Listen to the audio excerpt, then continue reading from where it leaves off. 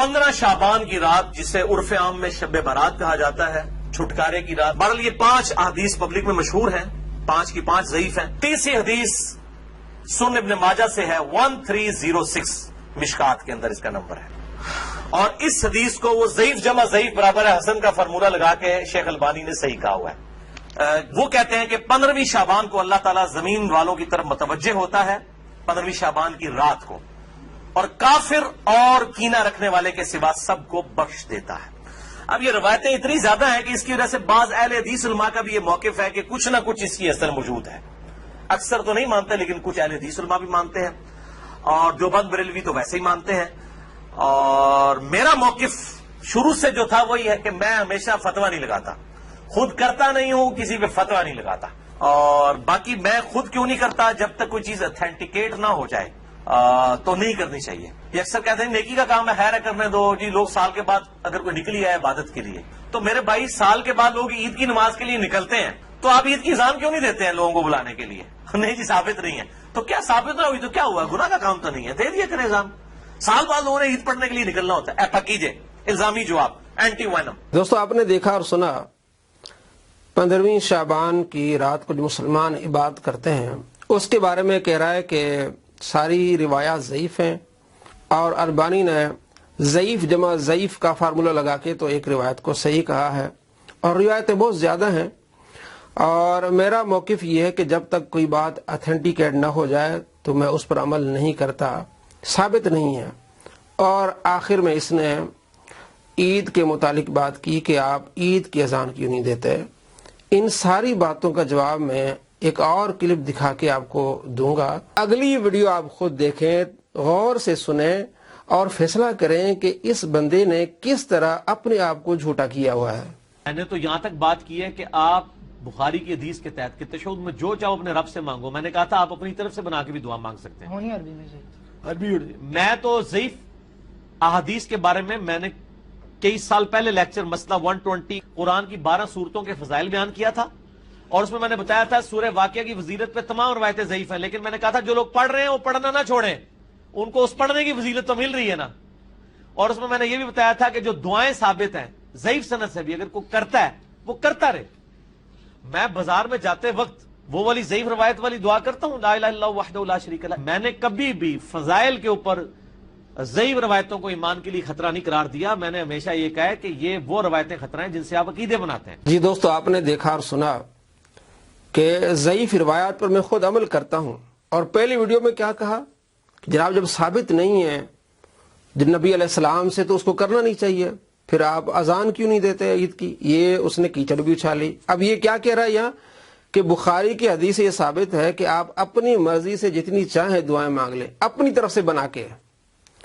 और ये कह रहा है कि मैंने ये कहा है कि सूरह वाक़िया के बारे में जितनी रवायात है वो ज़ईफ है, लेकिन आप इसको पढ़ते रहें, आपको सवाब मिलेगा। भाई इसी बात को आप पहले आप मना कर चुके हैं कि बहुत सारी रिवायात हैं शाबान की 15वीं रात की इबादत के लिए, लेकिन नहीं करना चाहिए, साबित नहीं है। तो अब यहाँ कह रहे हैं कि जनाब ज़ईफ हो तभी आप अमल करें, यहाँ साबित नहीं तभी अमल करें। बात यह है कि साबित नहीं से मुराद क्या है? भाई जब ज़ईफ रिवायात हैं और फजाइल अमाल में ली जाती हैं तो आपने पहले क्या कहा और अब क्या कह रहे हैं? दोस्तों, ये फ्रॉड हो रहा है आपके साथ। और जो मैंने आपको कहा था कि ईदैन के बारे में नबी अलैहिस्सलाम ने फरमाया ला सलात बाद सुबह, बुखारी शरीफ में हदीस है 586 के सुबह की नमाज के बाद कोई नमाज नहीं, ये मना है। ये जो कहते हैं कहाँ मना है जी, ईद की नमाज के लिए अजान कहाँ मना है, तो आप दे, मना है। मुस्लिम शरीफ में हदीस है 886 और दूसरा नंबर है 2049। जाबिर बिन अब्दुल्लाह कहते हैं कि अल्लाह अज़ाना लिस्सलात यौमुल फित्र, ईद की नमाज के लिए अजान नहीं है, जिस तरह बुखारी में कि ला सलात बाद सुबह, सुबह की नमाज के बाद नमाज नहीं है। इसी तरह फरमाया अल्लाह अज़ाना लिस्सलात यौमुल फित्र, यौमुल फित्र यानी ईद की अजान नहीं है। तो यहाँ बाकायदे मना है कि ईद के लिए अजान नहीं है। और आगे मैं आपको दिखाने वाला हूँ जो अलबानी के बारे में कह रहा है। भाई आपने अक्सर काफी दफा आप 5 जो अपना रिसर्च पेपर है वो अक्सर दिखा रहे होते हैं, एतराज ये भी आता है उसमें ज़ईफ रवायतें डाली हुई हैं आपने। ज़ईफ रवायतें, हम ये कहते हैं कि इस 5 रिसर्च पेपर में कोई एक रवायत ऐसी दिखाएं जिसको दौरे हाजिर में किसी मुहद्दिस ने सही ना कहा हो। کہ میں نے علم کو ایک جگہ یکجا کیا ہے. کئی حدیثیں شیخ البانی کے نزدیک اور امام ترمذی کے نزدیک صحیح ہے. مثلا وہ جو روایت ہے کہ وہ عبید اللہ ابن زیاد کے نتنوں میں سانپ گھس گیا، اس کو امام ترمذی نے لکھا ہے کہ یہ حدیث صحیح ہے، امام ترمذی نے، اور شیخ البانی نے بھی. شیخ زبیر صاحب کہتے ہیں یہ تدلیس کی وجہ سے ضعیف ہے. تو چونکہ جو البانی صاحب اور امام ترمذی کی تحقیق کے اوپر لائے کرتے ہیں، ہم ان سے تو یہ نالج نہیں کھینچنا چاہتے. اس طریقے سے شیخ زبیر صاحب کی کئی روایتیں تحقیق والی صحیح ہیں، اس کو البانی صاحب ضعیف کہتے ہیں. اس حساب سے تو مجھے وہ بھی نکال دینی چاہیے. تو ہم نے یہ کیا تھا، یہ مجھے ساری چیزیں پتہ ہیں. ہم یہ کہتے ہیں اس پمفلٹ میں 200 روایتیں، کوئی ایک روایت ایسی بتائے جس کو بالاجماع تمام محدثین نے ضعیف کہا ہو، کسی نہ کسی نے صحیح کہا ہوگا. ہم نے نالج ایک جگہ جمع کی. جی دوستو، آپ نے دیکھا، آپ کو معلوم ہونا چاہیے کہ کس طرح یہ بندہ آپ کے ساتھ دھوکہ کر رہا ہے. شعبان کی رات مسلمان عبادت کرتے ہیں، کثیر تعداد میں روایات ہیں، اور البانی نے ان کو صحیح بھی کہا ہے، لیکن اس وقت اس نے کیچڑ بھی اچھالی البانی پہ. اب کیا کہہ رہا ہے کہ جناب عالی ہم ان سے نالج نہیں چھیننا چاہتے جو البانی کی تحقیق پر رلائے کرتے ہیں، اور تدلیس کی وجہ سے شیخ زبیر زئی نے ضعیف کہا ہے، لیکن چونکہ البانی نے صحیح کہا ہے تو میں نے اس حدیث کو اپنے ریسرچ پیپر میں ڈالا ہے. آپ خود فیصلہ کریں.